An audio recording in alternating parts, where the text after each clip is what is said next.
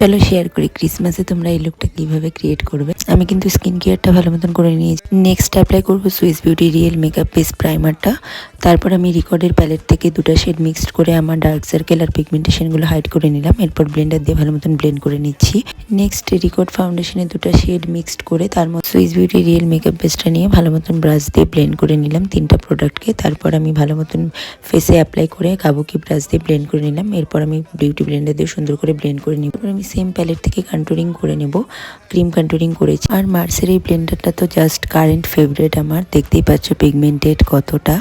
তো এটা আমি সুন্দর করে ব্লেন্ড করে নিলাম। এরপর সেম প্যালেট থেকে আমি হাইলাইটিংটা করে নেব। এই ক্রিম হাইলাইটারটাও আমি সুন্দর করে ব্লেন্ড করে নেব। আর পিএসির কম্প্যাক্ট দিয়ে পেস্টটা সেট করে নিয়ে পিএসির ব্রঞ্জার দিয়ে আমি পাউডার ব্রঞ্জার করে নিচ্ছি। নেক্সট ফরএভার 52 এর ব্লাশারটাও আমি ভালো মতন লাগিয়ে নিলাম। এরপর পিএসির হাইলাইটারটা লাগাবো। নেক্সট ভিডিওতে আমি তোমাদের সাথে আই মেকআপ অ্যান্ড লিপস্টিক টিউটোরিয়ালটা শেয়ার করবো। চলো আজকের মতন টাটা।